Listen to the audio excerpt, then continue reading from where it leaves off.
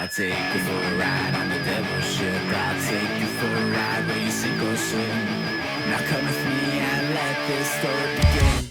Wow. Viva, Frei, welcome back. Pantelis, I was going to say we need to do like a montage of the first time I came and just like a screen grab from each one. And we'll see the progression of the throw.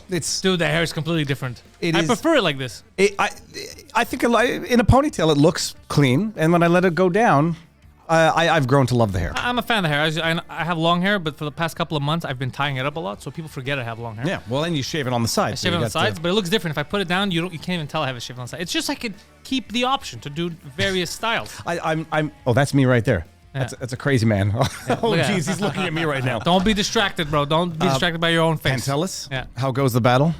The battle's good. Good. I mean, which battle? I'm fighting on many fronts. It's a free-for-all fight on every front, and a descent into madness that does not seem to be slowing down, but only accelerating. Only accelerating, and it's weird because you say that there is a fight to be fought on different grounds. I'm thinking because I'm a comedian, because I'm a podcaster, I should be fighting things like Bill, C11, C12, C20. They keep fucking making new shit up, and I don't know what to do because people keep pushing for censorship online, not realizing that at the end of the day, it's going to hurt them. It's going to turn into CBC again. Everything's going to be CBC. We're going to get into like all of these things as we go through this, but people don't realize like the censorship, it's not, those who support it right now don't realize they have been censored under the existing rules and they probably don't even know it and wouldn't like it if they did know it. Yeah. The Twitter files revealed that, we'll get into that when we get into it, but even the people who support censorship themselves were being censored. Their critique of the people they wanted to critique were being censored. And can we talk about that right now? Because this morning I was catching up on the Twitter files, and I didn't realize, I knew it was big. I didn't realize how big it was because I thought the Twitter files were just the FBI, the CIA, were at the federal government was kind of implicit in blocking information, spreading disinformation. These were conspiracy theories until they were proven right by the Twitter files. Then I realized this morning it's called the Twitter files, but it's not just about Twitter. They did this with YouTube, with Twitch, with Facebook. This is insane. We have not yet gotten the release of the Google files or the YouTube files. Google owns YouTube and whatever. And I don't care about, I have to preface this, I don't care about if the government finds, if someone online is like, I'm going to go shoot a bunch of Republicans, I'm going to shoot a bunch of Democrats. I don't mind them following and kind of suppressing that reach. I'm cool with that because that's a dangerous, violent thing. What I'm most concerned about is that they were blocking jokes. They were going against Twitter accounts that had like 14 followers but were making funny jokes about the government. They were censoring Adam Baldwin and James Woods. First of all, the illegals content, nobody is out there trying to say people should be allowed to make threats and whatever. They should be not just flagged, but probably watched, surveyed by the FBI. Yeah. But what you have right now, first of all, other than the fact that the FBI seems incapable of actually foiling any plot, whether it's the Muhammad drawing a while back in Texas where the FBI was heavily influenced. They were following the two perpetrators right up until they went to commit their act. I didn't know that. The FBI seems to have had its hands in or watching a number of people who went on to commit violent acts. I know this. Now, here's my question. Okay, some of them, maybe it just got out of hand. Is there some that it seems like they made the conscious decision not to stop it? So, how do you prove that? You can't. The FBI following or having dialogue with the shooters in Texas for the Muhammad drawing thing, you could reasonably conclude they're like, okay, let's see how long we can let this go so that it can be something that we can foil and take credit for. They didn't foil it. Let's take Gretchen Whitmer. The kidnapping plot of Gretchen Whitmer, where you had more FBI informants and agents orchestrating the event in order to foil it afterwards, where I say that at some point, when you have as many FBI agents and informants orchestrating a plot, at what point do they become the ones actually carrying out the plot or organizing it so they can foil a bunch of dupes or I'm rubes? not well versed in this. I want to know exactly what you're talking about. Okay, Gretchen Whitmer, you remember the 2020 surprise when there was a radical far-right extremist who were threatening to kidnap and kill Gretchen Whitmer? Yeah, I thought it was Poseidon. Well, no, at the time, we were watching this. This was shortly after Gretchen Whitmer had the 8645 little cube in the video that she did with one morning show. What's it, 8645? Yeah. 86 means, they say it's 80 miles out, 6 feet deep, or it means to... The 86 to cancel. Cancel if you're on a menu of a restaurant. Delete. Terminate Delete. if you're talking mobster type talk. Yeah. So some people thought it meant end 45 being President Trump and whatever. They wiggled out of it. Wikipedia wiki edited what 86 meant to remove, kill, but only to cancel. Okay. It was in the wake of that the FBI foiled a plot of these people who, if you run into them, probably you would never have thought they were capable of organizing this type of plot to kidnap and kill Gretchen Whitmer, to fly in with a helicopter, take her off her island, tie her up and do terrible things to her. Helicopter. The people alleged to have been planning the plot. One guy lived in the basement of a vacuum shop, had to go to a restaurant nearby to wash his hands and to shower. Was called autistic. They called him, I think, Captain Autism as a gag. I'm not saying that to make fun of anybody. Bottom line, Captain, he's the best of the autists. Well, people who are easy to manipulate and easy to exploit. But bottom line, this whole kidnap plot gets foiled right before Trump election. They say, look at these right-wing radical extremists. This is what the nation is facing. A number of us were a little skeptical from the beginning, saying timing is convenient. The plot seems outlandish, yada, yada, yada. 2 years later, it goes to trial, but you find out throughout the course of the 2 years, the level of FBI involvement in this plot, ludicrous. There were as many agents and informants as there were alleged defendants. They had like 12, 13 agents, informants. The informants were being paid, some of them like $60,000 a year. FBI was telling informants to offer prepaid credit cards to the alleged perpetrators so they could buy the weapons because they had no means to buy the weapons in the first place. It goes to trial, and during the trial, back it up a little bit, throughout the course of the investigation going into the trial, at one point, I'm trying to rub my face, I forget who wrote, it was BuzzFeed, wrote an article basically saying, like, at what point does FBI involvement become entrapment? And is this sort of like framing it as though this might be the future of busting crimes? If you're giving someone money to buy weapons, telling them what to do, and then you're like, you're under arrest. It's like a high school prank. It's like, I mean, it's. I didn't really invite you to the dance. No, they say like you don't even have the money. You don't have the know-how. It was the agents and the informants training, arming, supplying, giving credit cards, which they turned down to buy the weapons. Anyhow, bottom line, it goes to trial. We learn about the level of the FBI involvement. The FBI talking to their informants, telling them to delete the text messages between the two of them because they could be incriminating. A few got the first round. 4 of the 6 defendants got convicted. 2 were hung jury. I forget now the order of it. And then bottom line, oh, geez, I'm going to forget the order. 2 of them were acquitted at some point in time because they deemed it to be entrapment. And, I'm sorry, hold on. Oh, gosh darn, I'm going to forget the exact order. A few of them were acquitted. 2 of them were retried and then found guilty on the retrial. But bottom line. Were they all autistic? They were people who would be easy to exploit and manipulate because they are vulnerable, for lack of a better word. Oh, that's terrible. And easy to infiltrate, easy to whip up because they're angry at the government at large. Jeez, I can't believe I forgot the details, but a number of them were acquitted on the defense of entrapment. 2 of them were not. They went to retrial and they were found guilty on retrial. But you learn about the level of FBI involvement in this heist, which you begin to question, is the FBI foiling or plotting to foil? Then you get into January 6th, which is another level where you say, holy cows, the FBI claiming not to have known any of this violence was coming on January 6th. Were nonetheless embedded with infiltrating the Oath Keepers and the Proud Boys. The Proud Boys, I know who they are. They're the people that they can only eat cereal and they have to not jerk off. But who are the Oath Keepers? The Oath Keepers are, it's another, what they call a far-right militia, for lack of a better word. I'm not sure I believe. Is it an actual militia? Because the Proud Boys, I know they were like dudes that were like, you can't jerk off, like weird. The term militia itself doesn't really, it has a negative connotation, but it means a group of people who consider themselves defenders of the Constitution. I'm not a member of a militia. It has a very bad name, but it's in the Constitution in terms of a well-armed militia, the Second Amendment, in order to keep a well-armed militia. I think they would qualify themselves as a militia, but not in the derogatory sense that I think militia is a hilarious name. Well, a militia is a group of people who come together to, I don't know, it gets problematic when they get violent. Yeah. The Oath Keepers, as far as I could ever tell, Rhodes is the founder. He's a guy with an eye patch, a lawyer, ex-military guy. He's an eye patch. He's an eye patch. I'm kind of liking where this is going. So they were infiltrated by the FBI, as were the Proud Boys, as relates to plans for January 6th.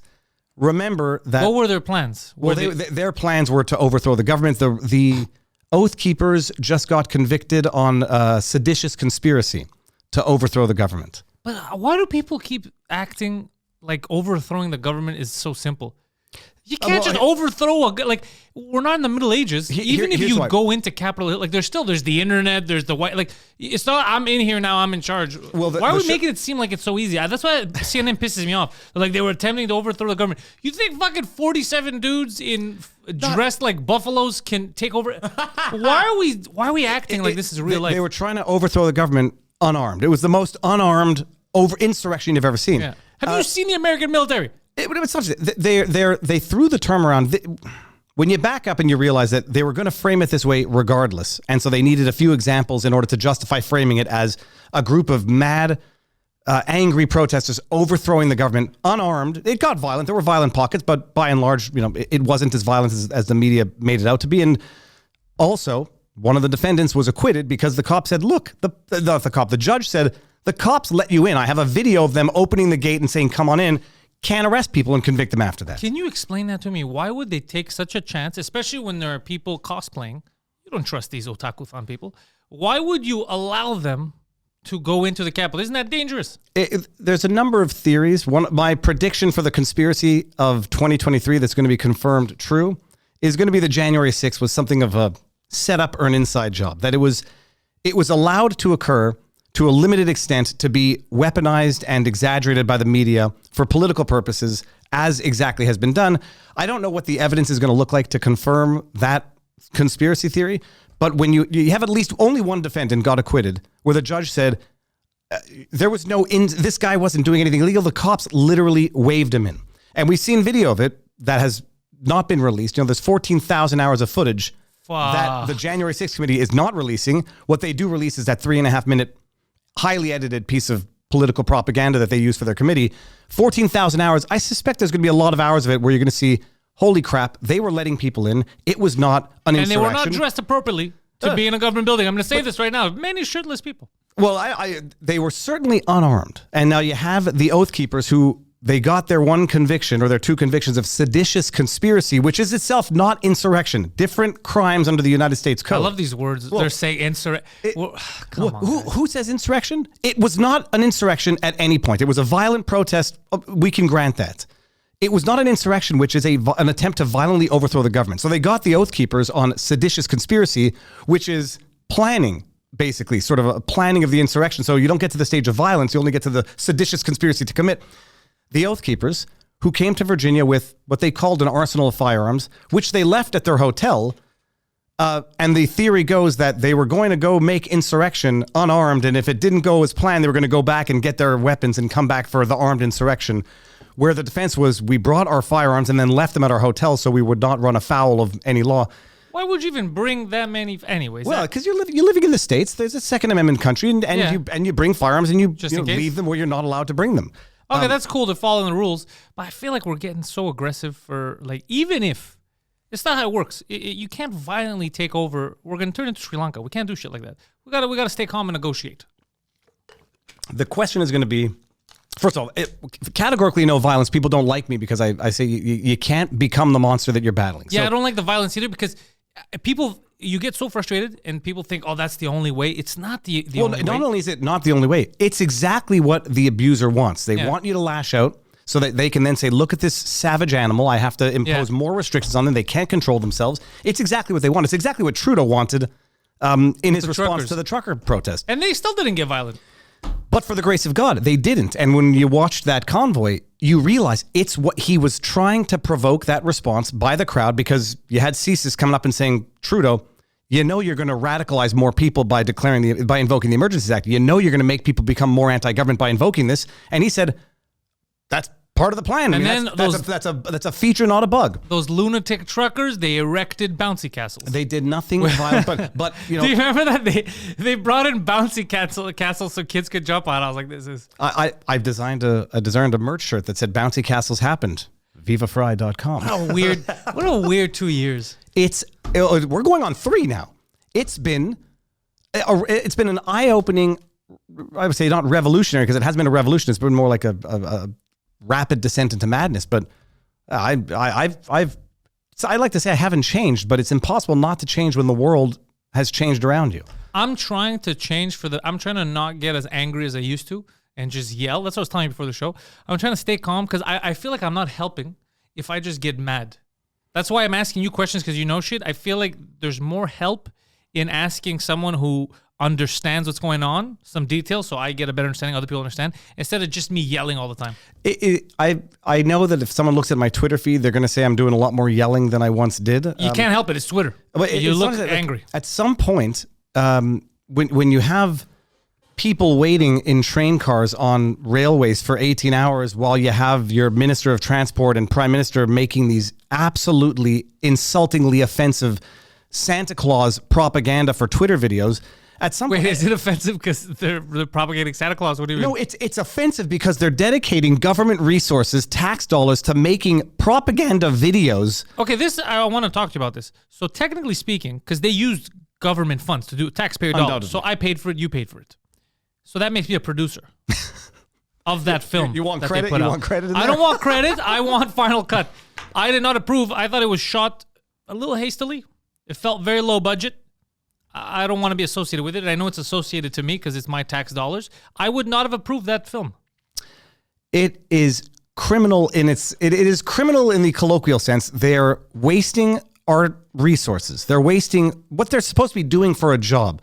They're rubbing in our face I guess the fruits of their abuse. They're like, here 3 years we've been messing with your lives, crushing the economy, destroying the fabric of the constitutional country that Canada was. And here we're going to make a stupid. Some people say don't lie. Don't lie. It's not a real country. Some people say we never had a real constitution. But they make this video, and it's like rubbing lemon in a wound that they just cut on your hand. It's like the scene from True Romance when Christopher Walken is beating up Dennis Hopper, and he cuts his hand and then pours alcohol on it. That video, after what we have gone through for the last 2.5 to 3 years now, it's over the top insulting. These are people laughing at us. I'm not as angry as you because I make fun of it, but it is over the top. It is stupid, but I'm not as there's other stuff that you know what. I'll give you a positive thing that happened. You know what I thought was positive here in Quebec when some of the party leaders during the Quebec election period, they said we don't want to swear allegiance to the king, and they fought to not have to swear allegiance. I like that because I'm a man who does not like the monarchy. You know what? At this point, at the end, it's meaningless. Yeah, however, I appreciated the fight against the monarchy. I was like, you know what? Yeah, I bow down to no man. Couldn't care less. I'm not that I couldn't care less about that. On my scale of 1 to 10, that's a 10 being 10 the most least important right now. I'm happier with that than I am angry with stupid videos that Trudeau makes. But it's the context of the stupid videos. They are neglecting their own jobs. They're defiling our Charter of Rights, defiling our Constitution. They're pushing censorship. They're pushing the censorship thing. Can something be done right now? Because they went to the Senate. I think the Senate asked them to change something. Bill C-11, yeah, I think it has not yet gotten approval from the Senate, but it looks like it's going to. I mean, they are turning Canada into China, and then they're making stupid, insulting holiday videos that, by the way, make them look like a sinister criminal government that they are, with our own tax dollars, while they're saying 2023 is going to be a bad year. It's going to be a lot of inflation. There's going to be a lot. We're going to go into a recession. Are they saying it finally? I thought they were. I didn't see the full Rosemary Barton interview, but that was one of the highlights. That we might be heading into a. I don't know. He stopped saying she session all of a sudden. Now it's a recession again. It's going to be a he session. So. Has he not seen? Poseidon, have you not seen the clip where Trudeau? He was saying she session. You don't know this. Oh. So he said, whoa, we're going to stop calling it a recession. It's a she session or some shit like that. He's like, because women went through some shit too. But recession doesn't mean for men. None of it makes any sense. And what we have... He felt seen when it was a recession. He's like, is that about me? Are you saying it's a retard session? Are you saying it's about me? No, like, it's so stupid. She session. And by the way, if it's a she session, it's of his doing. And so he is causing hardships to women as he's done in government. I will give him one benefit. I will play devil's advocate for him and everyone. During the beginning, when COVID first hit and all that, we didn't know what was going on. So I completely understand the overreaction, shutting down borders, panicking in the beginning. I get it. The economy took a hit because even myself, I was like, shit, am I going to die? What do I got to do? I got to wear fucking 3 masks. So I get that. I can't lie and be like, you should have known. Nobody fucking knew. I get it. It's after. It's a year later, allowing the big companies to stay open, but not the small shops. So you're allowed to, if you're a major conglomerate, You could keep making money. If you're a small mom and pop shop, you have to close down. Little things like that were venomous that I really hated. I was like, well, now it's theater. Pantelis. How is Walmart safe, but fucking Steve's grocery store is scary? I think, well, in retrospect now, I did an interview with someone, and I forget who it was, but he asked a good question. He said, I knew it was bullshit from the beginning, because when they say 2 weeks to flatten the curve, my first question is, how do you know when to start counting from? It was never going to be 2 weeks. And you knew it by virtue of the fact that no one could pinpoint the date from which 2 weeks started.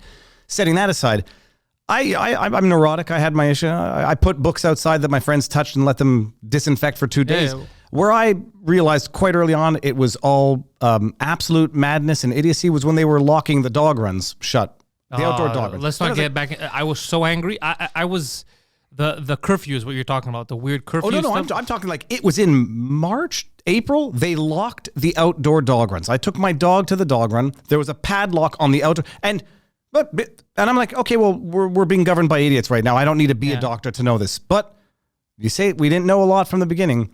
When we didn't know what we didn't know, but we knew something was coming, and Justin Trudeau donated 16 tons of our personal protective equipment to China in February. And then left not all, but a lot of the long-term healthcare facilities ill-equipped to deal with what they knew was coming. That's not forgivable, and that's not something you can say, well, we didn't know how bad it was going to be, so we gave away 16 tons of personal protective equipment to China, leaving our own long-term healthcare facilities to suffer. You make an excellent point. Counter question. Mm-hmm. Did we give it to them, or did they bully us? Well, the counter-argument to that, to steelman it, it was expired. It was not going to be. It was going to expire in March. We gave the Chinese expired stuff. No, for God's sake, they're going to kill us. They're telling us to use bandanas to cover our mouths. I don't think an expired face mask, if it's a month old, is going to be a problem. But anyhow, we've seen it drop off a cliff. Who handled it properly? I'd say Sweden looks like it did a decent job. I forgot about Sweden. It's true. They were making it seem like everyone in Sweden's going to die. Remember, everyone in Sweden was going to die. Now I believe Sweden has a lower excess mortality than even its neighboring nations. They said when Texas lifted the face mask mandates, they were going to be dead in 2 weeks. I remember that, yeah. Florida, going to be dead. Everyone's waiting. And now it's become so much that people have to justify their own stupidity to themselves. And I include myself in this, where they say, well, Florida did like 2% worse than the rest of the country. All right. Florida is also mostly an aging population. Well, but not only that, I don't even know how you could, having seen the way statistics have been manipulated and just outright fabricated, I don't know that I believe this. But to the extent that they're not people littering the streets dead in Florida, and they preserved their humanity, their constitution, their rights, even if you did 1% better, what did it cost you? I mean, look what it's done to Canada in terms of that number alone. Now measure it out to excess deaths, to decreased lifespan, to children committing suicide, having drug problems, to people who didn't get diagnosed for cancer. Compare what you think you saved to what you know that you're going to have cost yourselves in the next generation or two, and try to make it make sense, except for the fact that you want to convince yourself you weren't duped from the beginning. So what can change moving forward? You need, let's talk about the U.S. The U.S. it's a two-party system, just like Canada.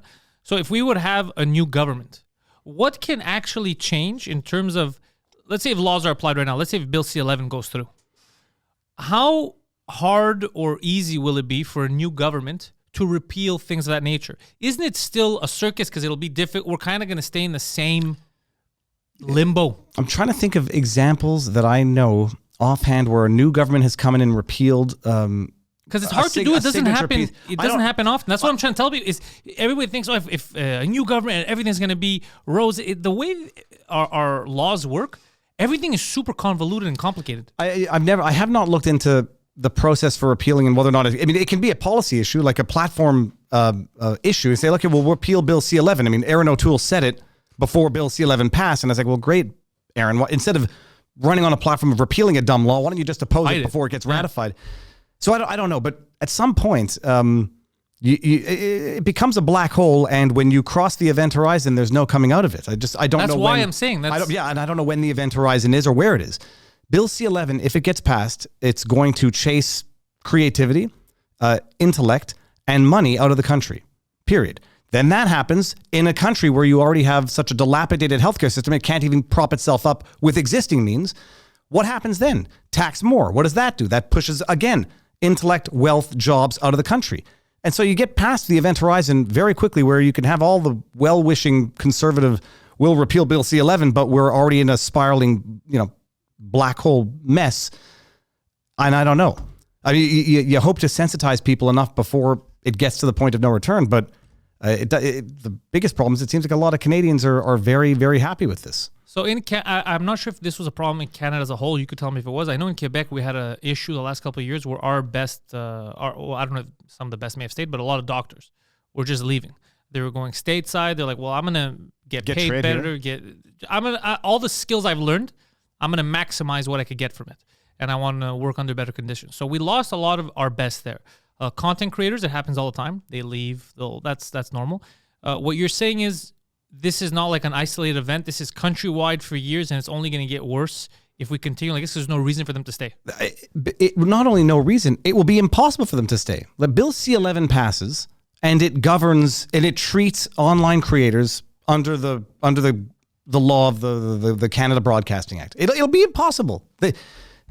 True North, Post Millennial, Rebel News, any independent media will simply not be able to survive in Canada, period. Okay, so then they'll leave, they'll take their employees, maybe they'll do the same content from the States. Then you're going to have, I don't know, nations being blocked. Like we can't get Hulu here. You won't be able to get Rebel News in Canada even when they go south. It's turning Canada into a China in real time. Making an entire population dependent on the government for safety, for subsistence. Rebel News is the young people, or no, that's Rebel post-millennial. News. Rebel News is Ezra Levant, Alexa Lavoie. Oh, the girl, the lady who was arguing with Trudeau. The one who Trudeau wouldn't respond to. Yeah, okay, I remember. Turned away, and the one who got shot in the leg, point blank, with a pepper spray gun during the protest. Oh shit! Okay, when you said shot, I don't remember. Yes, that. I should have made sure nobody panics. Yeah. Pepper spray, a tear gas canister. I don't remember, but that's, dude, if you want to be a journalist. Front lines, and then a gun just accidentally goes off. But it's C-11 is only the censorship issue, and there's a number of other bills that are currently ratcheting down on online hate speech. It started with Bill C-16, Jordan Peterson raising the flags in 2016, criminalizing speech. Well, now you're just going to regulate speech, and then you're going. The hate speech thing is ludicrous because it sounds so good on paper, but it doesn't make any sense. Because you can't. They keep redefining what hate speech is. Hate speech could turn into, this guy's a moron, I don't want to vote for him. And they're like, that's hateful. That's not hate speech.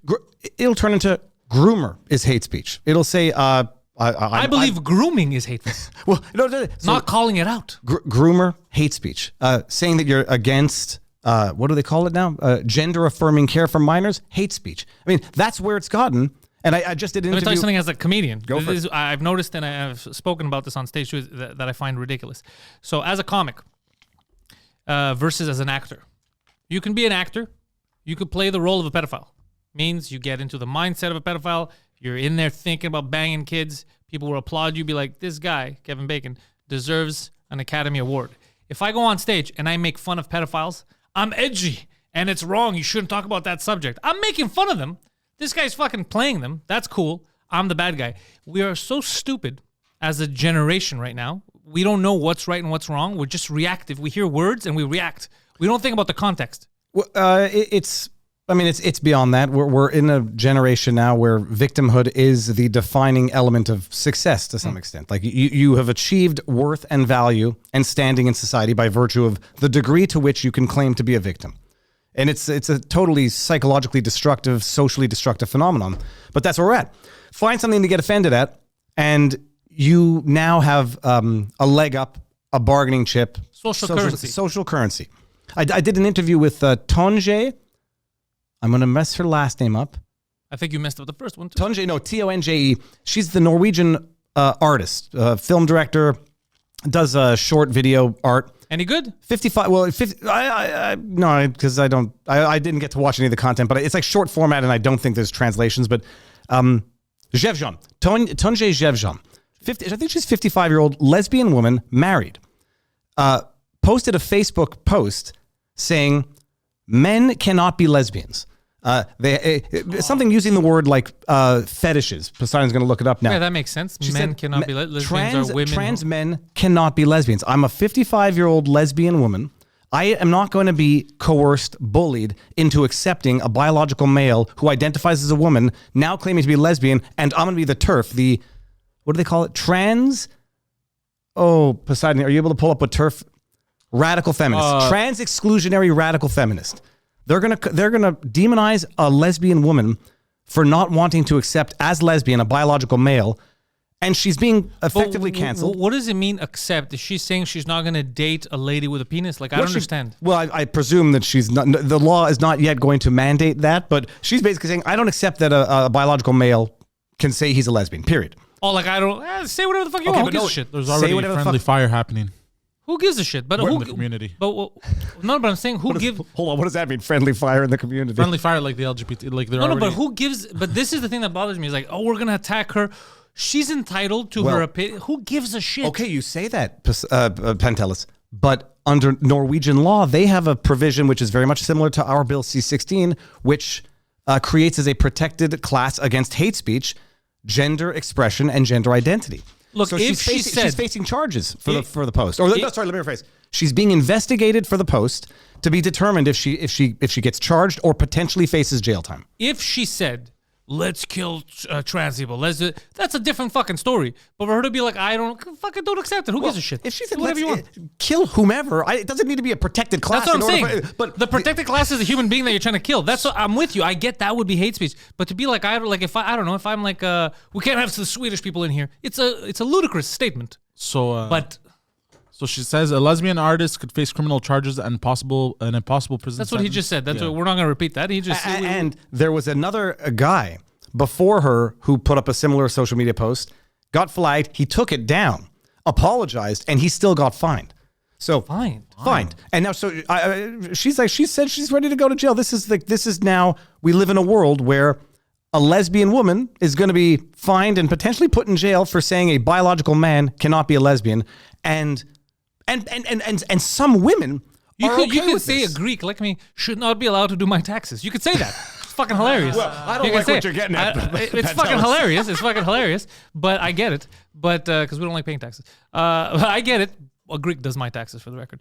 No, I get it. But it's not hate speech. It's not. Well, you shouldn't be fined for it. Like even if you're calling for someone to get killed or excluded from society, let's say, or you shouldn't be allowed in this bar, you still shouldn't be fined. If you're trying to kill someone, that's a different story. We got to maybe see what's going on there if you're actually going to pull something. But the rest is people's opinion. Don't go there. If the guy has a restaurant and he's like, I don't know, no Norwegians allowed here, don't go to his restaurant. That's it. Bringing it back to Canada, because we have similar legislation in British Columbia. The restaurant was called Buona Nostra or something. It was a restaurant that was fined. No, it wasn't Buona. That's in here. Oh. This was it was in British Columbia. They were fined for deliberately misgendering an employee who worked there for a month. What do you mean? Like tens of thousands of dollars. Allegedly, the staff, or not allegedly, because I guess it was found by the British Columbia Human Rights Tribunal, said that they deliberately misgendered a trans employee for the purposes of violating charter rights. Hi, my name is Sarah. And like, shut up, Steve. Get the plates. Yeah, basically something along those lines. And they fired the person after 4 weeks, and they got sued in order to pay tens of thousands of dollars. So they got sued for firing them? They got sued. They fired her, but they ultimately got sued for what was deliberate misgendering. So I don't know. I forget exactly under what provisions they were ultimately sued, but they were ultimately ordered to pay tens of thousands of dollars for deliberately misgendering a trans employee. So we're here in Canada already with this. You know, because of my name, which is now is a lot of Canadians, Quebecers understand it, but before they didn't. I'd be at the workplace and people would just, they call me something else because my name was complicated, or nicknames. I have never thought of suing them. But now that you've brought this up, do you want to represent me? Dude, I'm watching Kanye go off the rails, and I was like, okay, Kanye, look, man, we got to talk about this. People aren't mentioning it. Kanye's gone off the rails. We have to talk about his meds, because this is a clear case of why we shouldn't over-medicate people. He lost his goddamn fucking mind. And they had put him on lithium. Every time he'd speak out, they just fucking put him on medication. This can't be the answer. The answer can't just be to medicate people. We're certainly over medicated. But the flip side, people who are diagnosed manic bipolar, and you know, I've come across it in my practice. Despite what I look like, people, I used to have a very active practice of law, and you come across people who are manic bipolar, and when they're off their meds, it's identifiable. One of the guys on my network was a podcast here is that, and they had him on lithium, and he's the one who, because I spoke to him, I brought him on the podcast, my buddy Guido, we had a podcast because I want to talk about that, what his experience was, and he goes, I didn't know that Kanye was on lithium. He goes, the second you told me, because he saw himself in him, because that's what he would do. Except him, it wouldn't be the Jews. Him, it would be his family was out to get him, and myself as well. He thought that he was saying the exact same stuff that Kanye's saying, but about like me and his family. You know what drives me nuts about Kanye? First of all, only to segue out of what you were at, Kanye saying what he says, I'm not saying as a Jew because my opinion is not more or less valuable than someone who's not Jewish. I'm just saying from my own personal perspective, it doesn't make me uncomfortable. I don't even think Elon should have kicked him off of Twitter for what he did. I have my concerns for him as a human, but maybe I'm a callous individual. That doesn't bother me. Now, flip side, the people who say mental illness doesn't make you racist, I mean, when people who say that about they've never met a mentally ill person. That's like that's like saying mental illness doesn't make you think you can talk to animals. But I can tell you something, it does. And so this idea that it's revealing what Kanye really thinks. I watch Kanye. I see someone who's having a break. Yeah, he's having a mental breakdown. And people, being schizophrenic doesn't make you racist. No, it makes you think that the Jews are lizard people. Well, that's the mental part of it. There's a lot of sane people who might think that Pantelis. No, but it's just, why are we negating the fact that like we'll talk about mental health up until a certain point, and then when someone actually you're like, oh, I might need some help, you're like, I don't want to deal with it. The flip side is you don't want to reflexively write someone off as mentally ill when they're behaving of sound mind. So no, but he's mental. He's been mental for years. Have you seen his new clothing line? Does it start with B? No, so basically it's a YE, but he designed it in a way that it kind of looks like a swastika. Yeah. Oh, god damn it, Kanye. I won't be wearing it. Oh, you guys can't see the screen. Oh, here, I'll put the screen up so there's no point in looking at ourselves. Yeah, we should. Look, I gotta admit, he is a clever anti-Semite. He's a very stylish man. He's a very clever anti-Semite. Like, look at how he wrote the yay. So it's a yay. Oh, bro, he's doing it on purpose. Yeah. So, like, I understand it feels like a mental break, but at the same time, it feels like he's trolling. Yeah, you know what it is? Dude, I'm not wearing that. Yeah, obviously. It's way too close.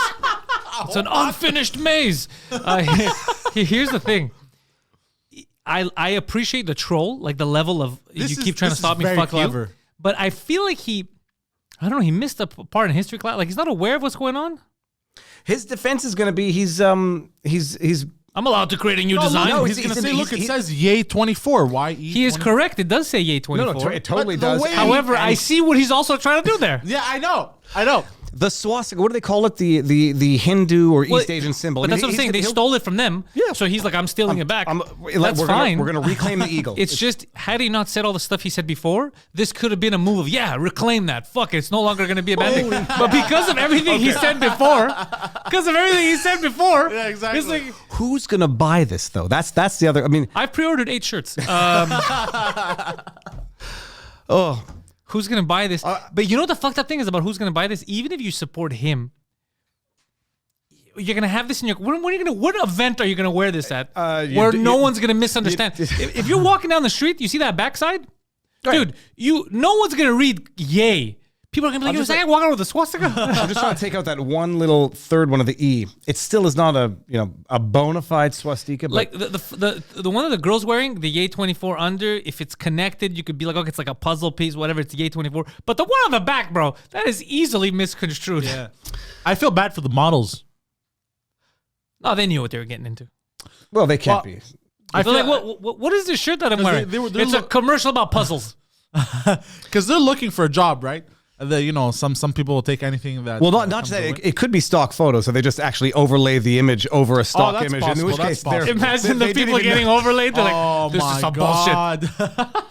Fuck it. You know what? I appreciate the trolling, but goddamn, dude. Well, okay, actually, Pantelis. Before we forget, we never got into the Twitter files. Oh, you see, sweet merciful goodness. The FBI is in here.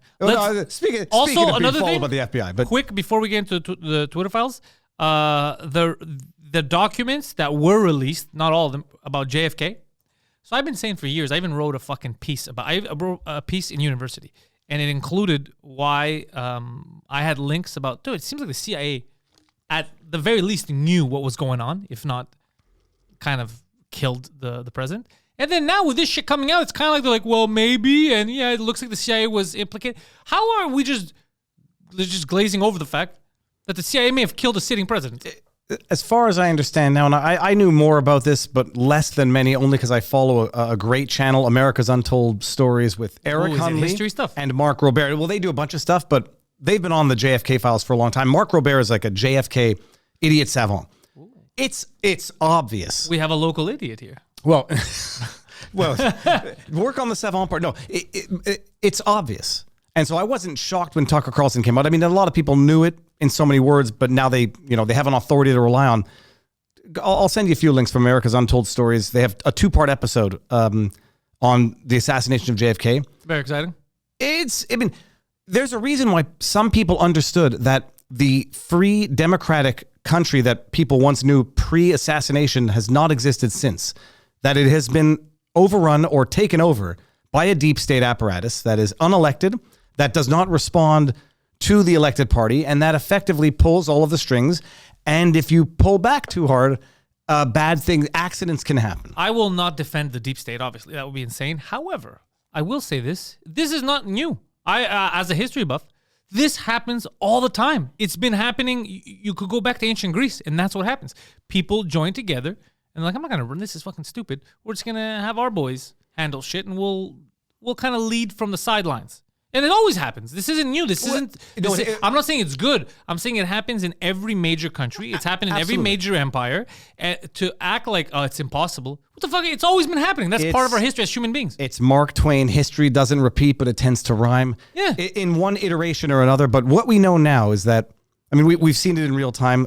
The deep state apparatus exists. Whether or not you want to call it whatever, it exists. Yeah. We know that the FBI, since its inception in 1908 and its weaponization by J. Edgar Hoover, has not been used to foil crimes, but has been arguably used as a branch of the government to spy on political adversaries, the unpopulars, and carry out the bidding of the powers that be. We know it. And now we've seen it in real time with the Twitter files, FBI, CIA, all of the deep state apparatus working in conjunction with big tech monopolies. I just have to say, I would be so embarrassed if I was the CIA guy that had to speak with Twitter and be like, listen, bro, John 667 said we're gay. You got to block him. Be like, bro, you're the CIA. No. You're the fucking CIA. But it's you realize, like, it started off, well, let's say, forget framing people. Yeah. Go back to Chuck Schumer talking about the FBI having 6 ways from Sunday to get back at you if you mess with them. This is with Donald Trump before we found out that the FBI was falsifying evidence, submitting it to secret courts to obtain unlawful spy warrants against Carter Page to one-step pivot to spying on Donald Trump. Before we knew that, now we know that. The FBI, for the record, black people have been saying this for years, and no one was listening to them. And what happened to Martin Luther King? I mean, it's been happening forever, or at least since the existence of the FBI. Now it's the hoi polloi, the plebs who are realizing the degree to which it's not just framing a president. Now it's controlling public consciousness. It's crazy. And it's so people don't even know that it happens. Like the Hunter Biden laptop story, some people still think it's Russian disinformation because intelligence officers signed a letter. 52 intelligence officers signed a letter saying it has the hallmarks of a Russian disinformation campaign. At the time, when they knew that it was not. They knew that it was not. And you got 52 ex-intelligence and current intelligence and Brenner and whatever signing a letter saying, gotta catch my breath here, saying this has the hallmarks of a Russian disinformation campaign when they knew that it was 100% legit because the FBI had the laptop for about a year before that letter was signed. So I have a question about because I want to get more into the laptop. This is something that always bothered me. They had it for a year. How did it get out to that journalist? How did he get a copy of that hard drive? So what's his name? PJ McIsaac is the laptop owner. I think he's legally blind. He had it as of October. No, it's like this guy has had his life ruined. But is POP keeping it down? I'm not sure. I was waiting for you to say it. Do I understand that joke? It was a meme for a long time. It was someone that got arrested. And I guess she didn't know what excuse to give. Like, I'm legally blind. It's like, POP, hold it down or whatever. So that was a reference to that. But yeah, okay, go on. So this legally blind man. He gets the laptop. How does a legally blind guy come into contact with his laptop? Hunter Biden comes and drops the laptop off. I think he dropped off the repair shop. The repair shop guy. So a blind guy owns a repair shop. Yeah, this seems fake. No, I mean, I guess he can do his job legally. He's blind. No, legally he can't drive a car, but I guess he could see from up close and whatever. He gets the laptop. It gets abandoned. Hunter Biden signs off. By the way, you're Hunter Biden. You got some cash. You could bring it anywhere. Well, you're like, this blind guy's gonna fix my computer.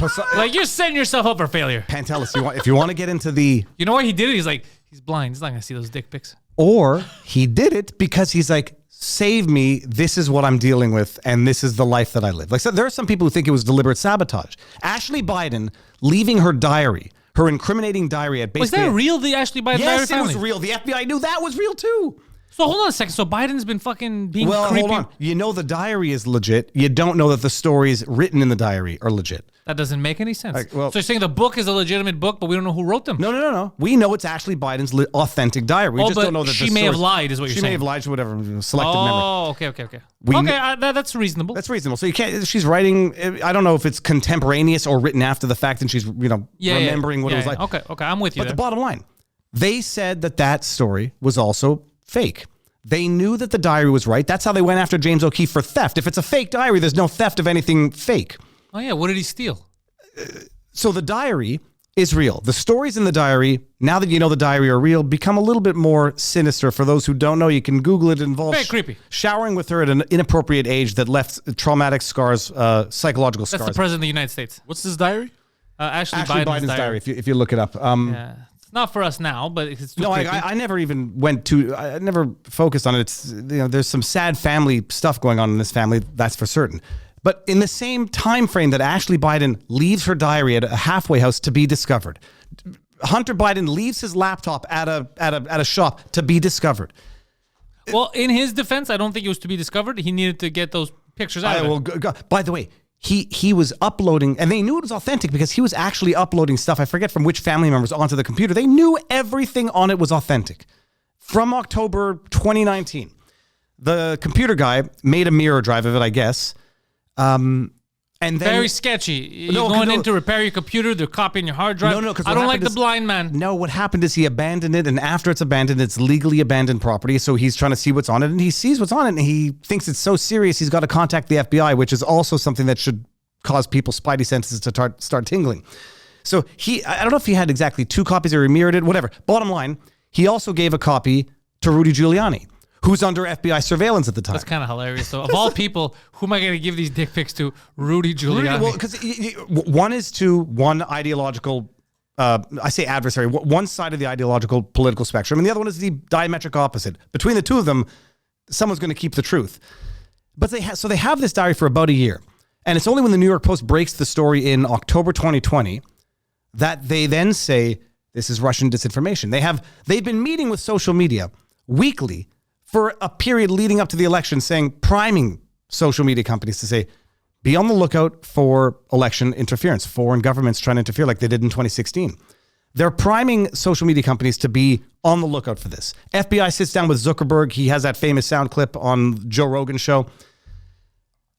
We know that they were meeting with Twitter, Vijay Gad, Yoel Roth. They say basically, be on the lookout for this. We're not telling you what to do, wink, wink, nudge, nudge, but this laptop, don't mess with the FBI. So they get it, and then they censor it. They say it's the product of hacking. And the first Twitter leak showed that they knew they had no legitimate basis for censoring the story. It wasn't the product of a hack because it was abandoned property. Now, I will say one thing. Number one, it's private dick pics. I don't care about that. It's his business. I don't want to see any of that shit. Unless there's minors there, which there are not, by the way. There are not minors that I know of. Yeah, there was no minors. The thing that intrigued me about the whole thing wasn't his penis. The thing that intrigued me about the whole thing was the contracts in the Ukraine and in China. Mm-hmm. And technically, by his behavior, just banging those hookers, you could tell that he wasn't really there to work. It was more of to facilitate some kind of connection with his pops. And there was stuff that he said, don't worry, my dad's going to hook you up. He's going to... 10% for the big guy. Yeah. Which people ran as misinformation, Russia hoax back in the... It was real. 10% for the big guy. This kid who's it's not to be degrading to drug addiction or addicts, period, full stop. He's 100% an addict. 100%. And one that would not be value added to a company for $50,000 a month, but for the connections it procures to the father and whatever else is going on in Ukraine. Big ups to Joe Biden. He hooked up his son, though. Let's be honest. Come on. That's a dad. That's father of the year. And Ukraine does have some of the hottest sex workers. Ukraine and China. But I'm just saying, that's a good dad. Well, he's a terrible president, but a great dad. But and contextualize this as well with Joe Biden publicly affirming, I have no knowledge of my kid's business dealings. I've never had anything to do with it. You're the one who hooked him up. I hooked him up, and I'm 10% for the big guy, but that was misinformation. So the FBI has this laptop. They start priming Twitter, censor it. Twitter censors it, locks out the account of the journalist from the New York Post, makes it impossible to share the story. That, yeah. They locked out the New York Post account. And if you would share it, it would block your tweet. Couldn't share it in DM. It wouldn't. Even in DMs, it wouldn't allow you. And Zuckerberg on Facebook says, "Well, we didn't do it as badly as Twitter. We reduced its reach on Joe Rogan substantially." And then the election happens, and lo and behold, 81 million votes. After the fact, there's a poll that shows like 79% people polled would have probably voted differently had they known of the veracity of the Hunter Biden laptop story at the time. So the full story of Hunter Biden is, what's the most damning thing about it? Because I don't care about him taking photos of himself. That's none of my business. That's his private stuff. Well, okay, the reason why you might want to care about that is that when you think about what they were afraid of, blackmail material against Donald Trump, like if he's going and pissing on beds in Russia, people have blackmail material. Drug addiction is a problem, and the kid, he had a foot job from the woman who looked underage, but she turned out she's not underage. 19 years old. He likes the feet. Let him do his thing. It's none of my business. Face, that's blackmail material against, not just against Hunter, against the first family. I agree with you. However, it's his life. If it's just a blackmail material, he's a drug addict. It happens. True. I don't think that's the be all end all. I think what is more suspicious, again, his dealings in the Ukraine and in China with those companies, and because there's laws that were technically broken, because there's especially with the Ukraine, I forgot what the fuck it was, but it was essentially what he did was kind of sneaky. They were circumventing. They were like, don't worry, you do this, we'll hook you up later. They were circumventing certain treaties, and now we're like, that's a little fucked up that he's implicated in this. That is the bigger issue. That's the issue, not his dick pics. I don't give a fuck, bro. He's an adult man. That is the issue about the business contracts, his dealings in Ukraine. When he took pride in the fact that they coerced the firing of the prosecutor in the Ukraine. Yeah, I remember this. The soundbite went viral at the time. It was like, I was just trying to make Ukraine less corrupt by firing the prosecutor who was going to go look into the company that my son was working at. Yeah. But it's all corruption through and through, and it's the lies about the knowledge that were utterly disproven. I mean, they were actually proven, the lies about Joe Biden's knowledge. Well, I have a question now, before I forget, because of what we're saying. Right now, with all the trillions that are going to the Ukraine, is it possible, the way Biden set this up, that he could be making, like, the government is giving, could he still be making money on the back end? Like, I mean, who knows when was it CBS or ABC, the 60 Minutes made a report that said effectively like 30% of what's going is reaching the end line. It was either 30 or 70%. I forget which way it went. Come on, you don't know. That's a huge dude. That's trillions of dollars, bro. Well, it's trillions of dollars, but it's also, they're talking about weapons and aid that are just not making it to the front line. So they go, and I think it was something, I think the guy said in the initial documentary that 60 Minutes produced, and they put together a video for it, I think they said 30% was making it to the end lines. It might have been 30% is unaccounted for. Where's it going? Who knows? But you know what CBS did with that report? They took it down, and they said, we're going to edit our documentary because we've followed up, and when we said that it was either 30 or 70% wasn't making it to the end line, that was in April of 2021. By August, it got better.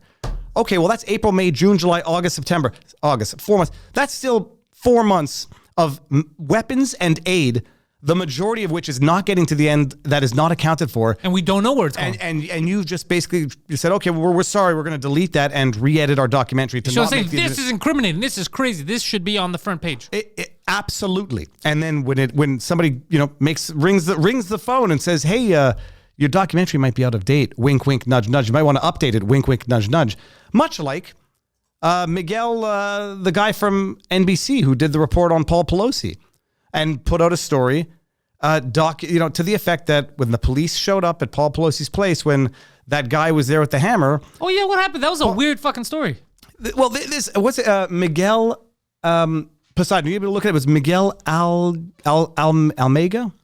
Type in CBS reporter. If you do hashtag Where's Miguel, I think Miguel Almaguer. Yeah, Miguel Almaguer. So this, and he's with whom? He's with CBS. I forget. This What was did he do? CBS. What do you want me to search up exactly? Oh, is it- Suspended NBC news correspondent. Why is he suspended? Nobody knows.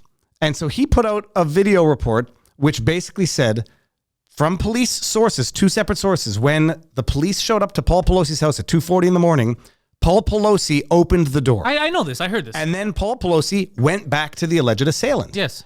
Well, apparently those facts were not particularly well received by the powers that be, and they had to take down that report and say it didn't meet our journalistic standards, and Miguel has not been seen since, that I know of. But that's what happened. He just reported what happened. He just reported what happened from 2 separate sources, and it caused some questions, because if a dude breaks into your house at 2:40 in the morning with a hammer and who's there to do bad things to you, when you open the door for the police, you don't go back to the guy. And they said he hadn't sustained his injuries yet, because it was only when he went back, they started fighting over the hammer, then he hit him in the head. So it raises a lot of questions as to what the heck was actually going on, that Paul Pelosi, the 80-some-odd-year-old man, opens the door for the police at 2:40 in the morning and doesn't immediately recoil behind their firearms for protection, but walks back to the guy who allegedly broke into his house to hurt him. I mean, they took it down. Just memory hold it.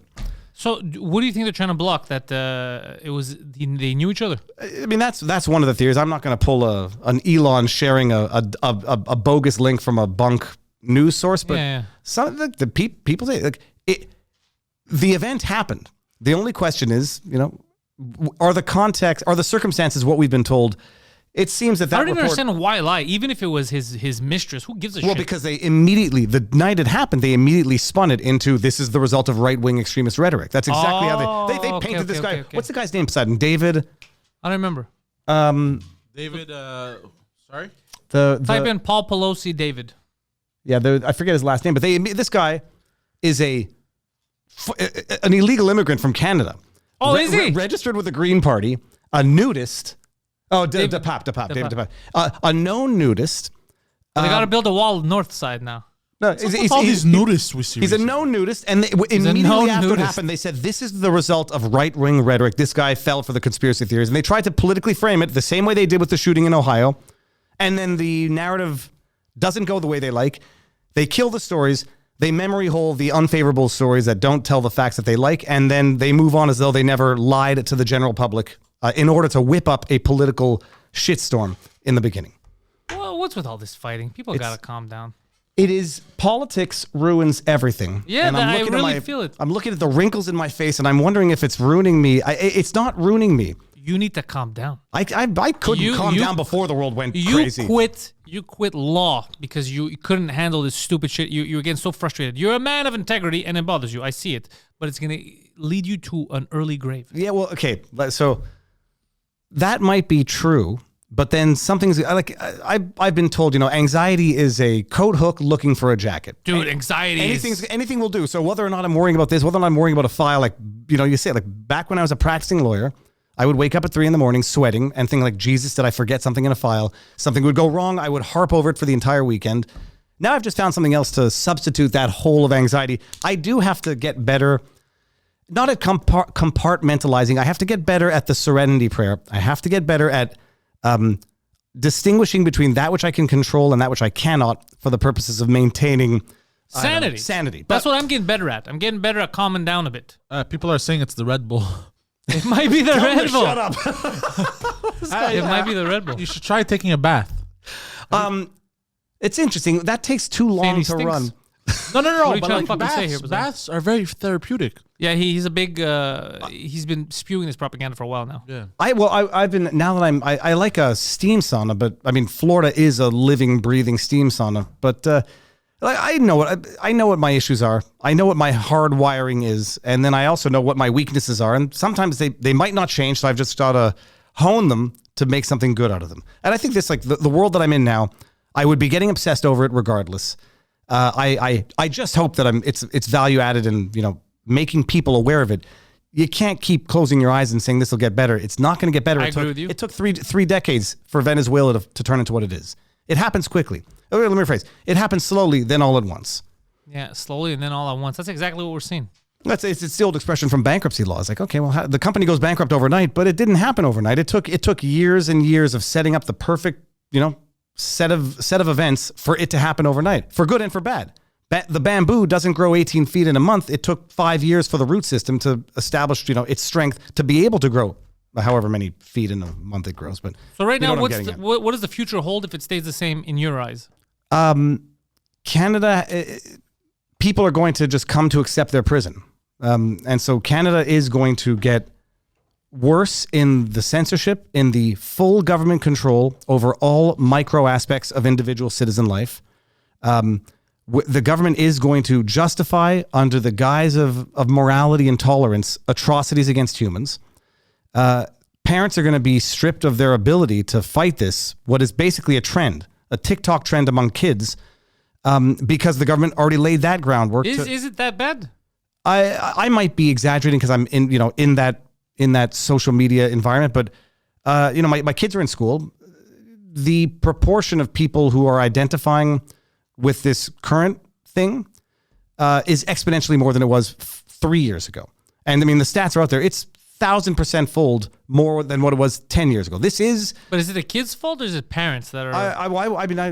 It's not. It's definitely not. The kids are not the ones making these decisions. They are the product of their environment. It's social media. It's Hollywood. It's politicians who are now making it the virtuous thing to encourage a certain type of behavior that would otherwise not be shameful or not be whatever, but would be a normal phase of human development. And they're normalizing it to say a 13-year-old kid never changes the way they think. And so what they think at 13 is what they're going to think at 18. And they're normalizing and popularizing ruin it for actual people who are going through that? Isn't it going to fuck it up for them? There's bona fide cases which, we're talking about right now. We're basically talking about the transgender issue, not LGBT, and then it got into the Q2IA plus and whatever. No. If you're talking about like trans, I know that the percentage is low in terms of actual people who are transgender. I just had a French cast actually with a comedian in French. But how old? We're talking about Ev is like 25, 30, like actual adults. I don't know about kids, but so we talked about like her high school days and all that, how it was. And even she agrees, like, yeah, there should be an age, like you can't just, because kids, need time to think and all that stuff. So that's what I'm saying is if it's trendy, aren't you fucking kids up if they're not sure who they are yet and you're just pushing something on them, if you're not giving them the time? Some people call that grooming. I mean, some people say that I thought grooming is you're trying to bang kids. No, grooming is trying to form people to follow your belief system, whatever it might be. I mean, okay. That's what grooming means in the actual, not the Epstein grooming, although that's definitely the most nefarious aspect of it, but it's trying to cultivate children to believe what you believe. And so colloquially, it is being used in the sense of trying to sexualize children, which is exactly what it is. And you see it on the libs of TikTok stuff. But those are also isolated incidents in the sense that it's not everyone that's trying to sexualize kids. I agree with you. We shouldn't be sexualizing kids. No, there's no. Well, we've always been sexualized. I say we. Hollywood and the media has always been sexualizing kids. I mean, you have Shirley Temple. You have Lolita. I mean, Epstein's plane was named after a very provocative movie from back in the day. Yeah, that's true. I never thought about that. I just saw a video about this, and I was like, yo, what the fuck? This is weird. No, it was on TikTok, like a scene where... First of all, it was weird because she was reading a book under a sprinkler. Are you talking about Lolita or Shirley Temple? The movie. Okay. Yeah, Lolita. Yeah, there you go. So that was the first thing. And then, it was weird. Like, the guy paused and, you could see her underwear and shit, and she was underage. I was like, this is fucking weird. Well, go back and watch some of the old ones with Shirley Temple in the, not in the brothel, in the bar. But we've been doing it forever. It's one of the reasons why a lot of people loathe Hollywood, because it has always been a source of degeneracy. But, go back to ancient Greece as well. Again, it rhymes, but it doesn't repeat. But one thing that social media has done, and I'm convinced about this now, and I've interviewed a number of people who've really highlighted this to me, TikTok and the nature of social media, it is not just indoctrination, but it's basically a manufacturer of mental illness, where you get into these realms of kids flipping through 7-second, 15-second, 30-second videos, creating these thoughts, reaffirming these thoughts, and basically convincing kids that they have mental illness, convincing kids that they have bipolar personalities, that they have a split personalities, and that they can, change who they are. Yeah, I will say you're onto something, because I don't know about, because I don't have kids, but I know from adults, I see adults with social media going crazy, going into echo chambers, doing stuff just because they saw them on TikTok, and then I'll be like, but you're an adult. Who gives a shit? Why are you doing this? So I see adults getting influenced a lot by social media, whatever you want to call it, the mainstream media, fucking entertainment. So imagine kids. If they think that's reality, but none of that is reality. Like social media, people got to understand is all it's nonsense. Not only is it Poseidon, what are you? No, Poseidon, we're not gonna watch fucking scenes of Lolita, bro. Immediate copy claim if you play Yeah, this. don't do play it. it. Don't do it. I'm not putting it. I just want to show you. I want to watch it personally. No. No, you'll show us later, And bro. was Lolita? There's no reason to distract us now. Was You're this right, you're right. was this Roman Polanski? It doesn't matter. It probably was. But like I see kids. I see adults getting influenced. So I could imagine only kids getting influenced by social media, thinking it's real life. Exponentially worse. And I did an interview with Chloe Cole, who's now, I think she's 18 or 19. She's going under the term detransitioning, but it's not. Was she a journalist? No. She was a kid who was diagnosed with ADHD, autism, whatever. That can't be her real badge of honor. I was a kid too. Everyone was a kid. She's got to come up with her own thing. How about a double mastectomy at the age of 15 because she... Are you serious? Yes, I swear to you. She identified as trans at 13, among other mental issues that she was having prior to that. Goes to see a doctor. They say, oh, you're go to the parents. Your daughter's trans. The likelihood of suicide is through the roof. Would you rather have a dead daughter or a living boy? A living boy. And they go, put her on hormones, double mastectomy by the age of 15. And I got into some of the details about the double mastectomy. Turns out it was just a tomboy. That's basically what she's saying. I mean, that's basically what she's saying now. Then she realizes at 16, that the side effects or the healing from a double mastectomy, because it's not just like a breast cancer type of mastectomy, which is already a serious thing. They got to reposition the nipple so that it looks masculine. Like 9 months out of the surgery, she's still healing, has a bunch of problems, infection issues. And then realizes, what the fuck did I just let these people do to me? I was a confused 16-year-old kid, a 15-year-old kid, and these doctors basically whipped my parents up into a frenzy to say, if we don't do this, the likelihood of your daughter committing suicide because of these gender dysphoria is what it's called in the DSM-5. Yeah. They say you're either going to have a dead daughter or a living boy. Don't go over any of the long-term impacts. Kid's had a double mastectomy and now realizes it was a big mistake, and now she's trying to get back what she can get back and raise awareness where she can, and she's on a mission, and she's amazing. Now I had one more thought about Chloe Cole. But this is why I'm saying all this stuff is dangerous to actual trans people. Oh, I'm sorry. Because it's fucks up, because there's people who are actually, that it's a real thing, gender dysphoria. So then these people are not taken serious because you see this and like, are you really trans? Or and that's fucked up because you're like, no, I've been in the wrong body since I can remember. I didn't feel right, and then now because of this fuckery, you discredit actual people. It's a whole shitstorm, and then you're fucking everyone up. Not just that, but you see them now as something to be exploited. I mean, I just kissed your mic. You see them as something to be exploited, money to be made off of this. With Chloe Cole's situation, I remember the point I wanted to make. She says, I go to social media and I see just like one account after another talking about this. And now I see, oh my goodness, with every step that I take closer to the double mastectomy, everyone's like, brave hero. You become a warrior. You become a savior. And it becomes self-fulfilling from the outside. And then from social media, it becomes perpetuating, because the more you look it up, the more it refers it to you and the more it ingrains it in your head. And it's just, I was becoming a hero. Everyone was telling me how brave I was with every step that I did. And Becoming then radicalized. Yeah. And then it's no joke. And then that's what it sounds like. Yeah. The second I say I made a mistake, then they start calling me whatever the term is going to be, a transphobe. She's being called a transphobe on social media because she's saying this was all a mistake. Kids should not be allowed to make these decisions. Kids should not be allowed to make most decisions. Kids should not be allowed to smoke, get tattoos until they're 18, do what you want with your body as an adult. How did we make an exception for life-altering, what is effectively nothing shy of genital mutilation, under the pretext that a 13-year-old knows what they're going to want by the time they're 20? I didn't even know that kids were, like I said, when I had my guest on, we were talking, she was like, no, you need to give people time to fucking, this is... 95% of all cases of gender dysphoria heal or resolve over time, or you learn how to deal with them without life-altering or it might not surgery. be. That's the other thing, is it might not be. Or it might be. They might have just been gay. But now that's happening too. Yeah, now they're being convinced. Well, you're not gay. You're trans. You should have been in another body, as opposed to just being gay, which is totally fine. Yeah, the world is going crazy. The question is, what's going to happen in 2023? I don't know. I think people need to calm down. You need, but this is I might be completely fucking wrong. It could be lunatic stuff, but I think everything you have to meet in the middle. You got to be willing to negotiate and to speak to people. Not right away jump to hate. Not right away be like, oh, this guy's a Republican, fuck him. That's a trans person, fuck him. If you just jump to hate, you don't listen to people. We can't move forward.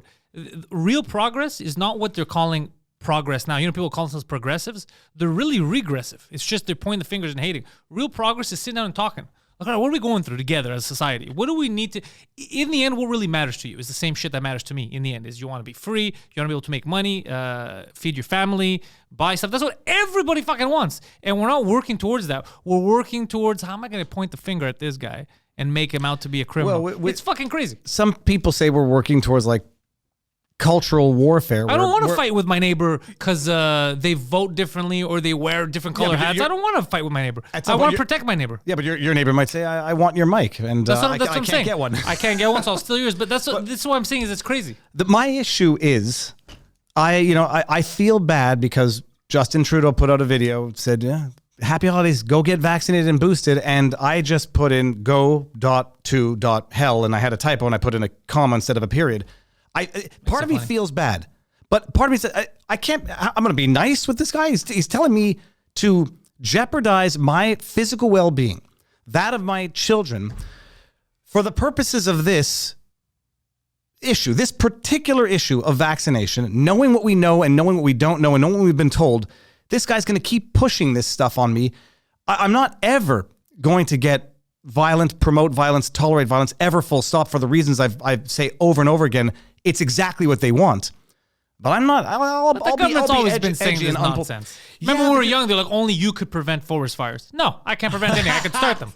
I could start them. I don't know about preventing them. You know, but the issue is, at some point, they say don't ascribe to malice what can be explained away through incompetence. Yeah. We're in my view now, and it's been a 3-year progression. We're beyond the incompetence justification. We've entered, if not have always been, in some form of malice. And that malice could be political pride. That malice could be financial gain. I think it's political pride mostly. Like I see with Trudeau, power and money. It's mostly pride. He just doesn't want to admit if he's wrong or... Well, if he's wrong, he faces lawsuits. I mean, that's or he faces, serious issues. Does he really? It doesn't seem like anyone does anything in this country to enforce against politicians. I was jogging and I was watching one of those commercials where they say, did you live in Lake, I forget what area it was, between 1958 and suffer cancer? Like, when is the first ad going to run?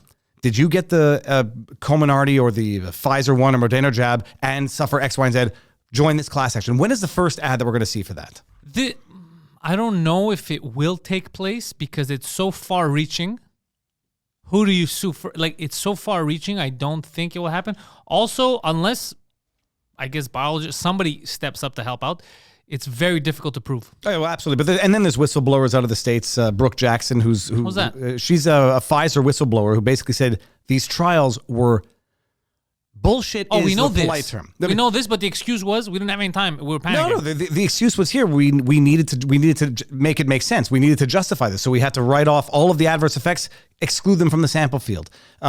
We needed to get to the end result, which was forced vaccination at a global scale. Well, what does it help if it's so dangerous to some people? Some people it doesn't affect them.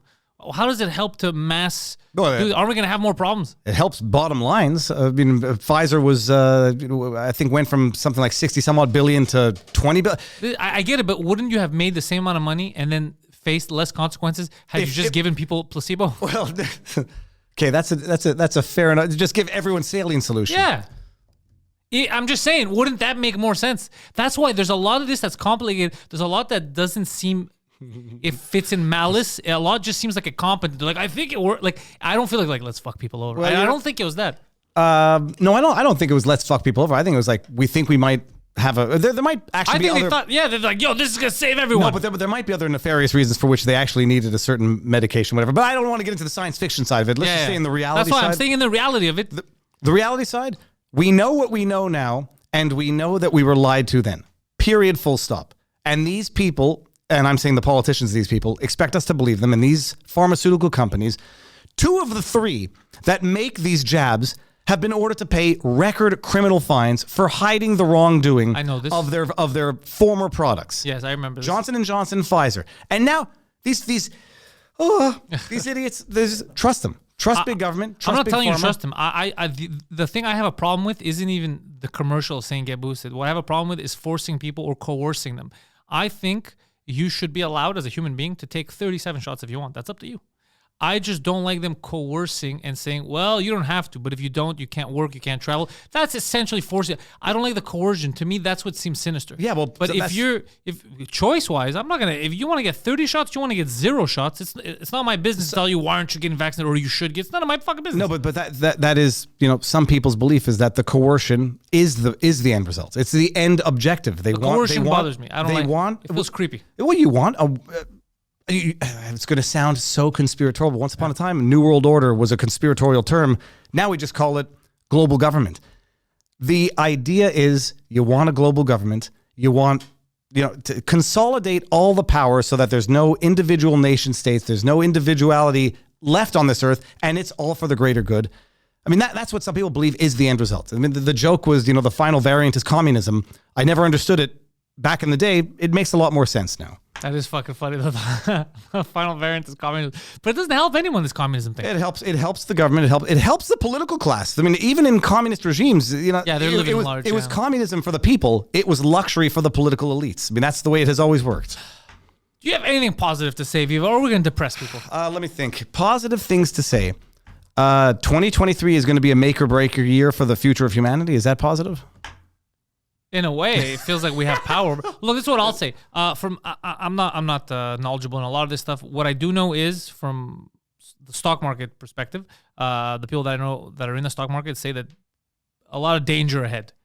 Pull out if you can, even at a loss, because it's going to be a bloodbath, is what a lot of people are saying. So it's not stock advice. I'm just saying be cautious. It looks like there's going to be a lot of fuckery afoot. The other thing is, don't get radicalized online.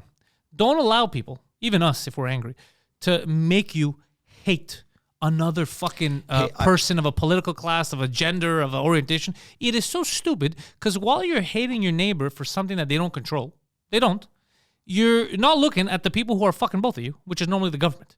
Your enemy is not your neighbor. They'll tell you, you reminded me, bloodbath in 2023, you will own nothing and be happy. I hate that shit. Hey, it was a conspiracy theory back before everyone said, "Holy shit!" It's actually on their website. And then they took it down. They don't want people knowing what they're saying out loud, but they took it down after, which is, to me, is an admission of, that's a fucked up thing to say. Because if you thought it's normal, you'd keep it on there. You're like, yeah, of course. No, but their original justification was, well, that was just one person's opinion in an opinion piece, yada yada. Same entity that promoted Sam Bankman-Fried and FTX and all the other stuff. The radicalization, it is true. It's divide and conquer at a political level. And when they turn neighbor on neighbor, some people say that's exactly what, East Germany was all about. Get neighbors to spy on neighbors. Don't do it. Can't trust anybody. Can't get along with anybody. And Support that is great for the government. Support your fucking neighbors. Right up until they say, I'm not getting in a car with you unless your kids are vaccinated. Then you could piss off for the rest of your life. I'm not going to get radicalized. I'm just never going to talk to you again. But here's what I'll tell you. I hate that shit too. I think it's lunatic stuff. However, the neighbors, the people who thought that, they didn't think that to piss you off. It was all that propaganda. True. They legitimately believed you is the enemy at that time. That's why I'm saying you have to, at some point, forgive and speak to people, because they were radicalized. They were radicalized by the government. They were afraid, and people make terrible decisions when they're acting out of fear. There's no question about it. Yeah. The only question is distinguishing between fear and malice.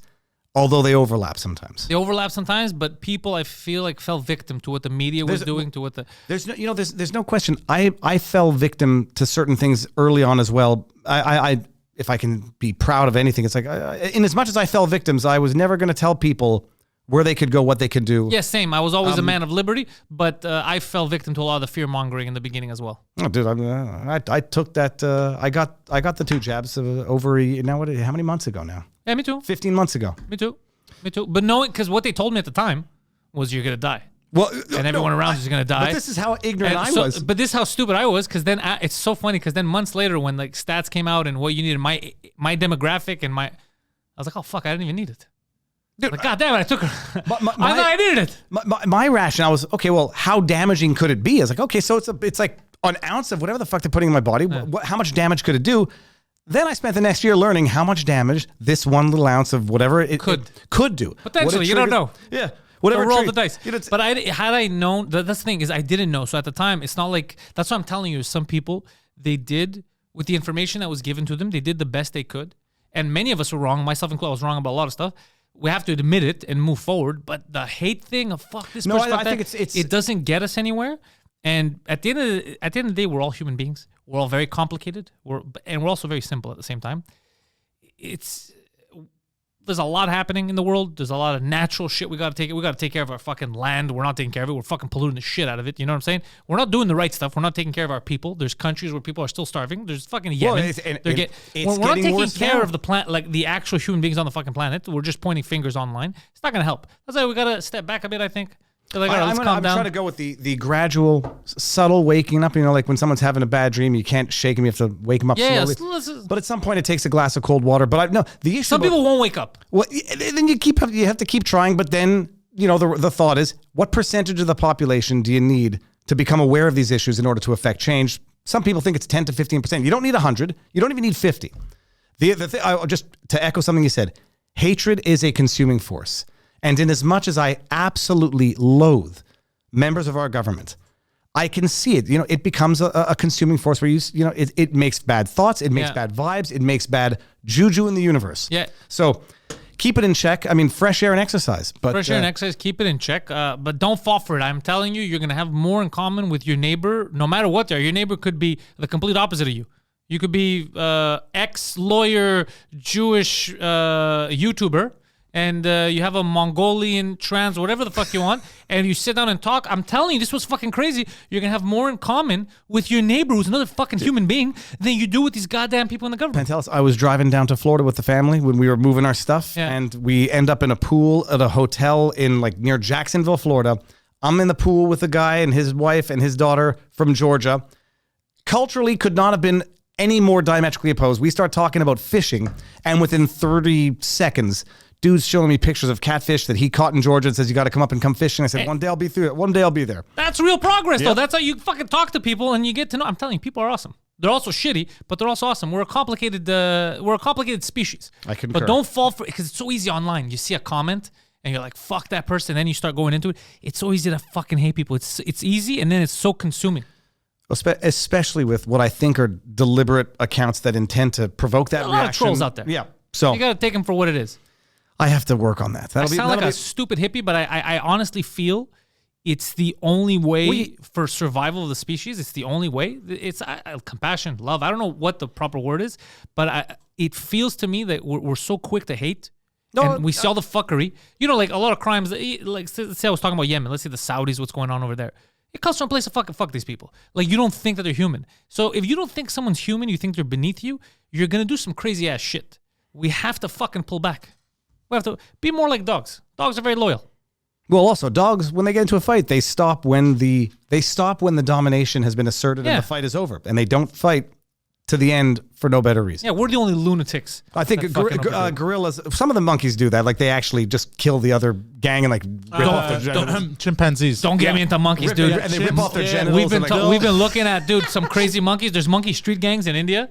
Dude, it is amazing. It's monkey street gangs. They have gangs. I saw the one of the monkey on a leash that was called, kidnapping a kid. No, never mind. Dude, it is fucking crazy. Dude, it is crazy. They got into a fight with local dogs, and then they started killing puppies as a revenge because one of the monkeys was killed. It is absurd. Yeah. Well, I don't think it's hippie philosophy. I think it's also just fatigue.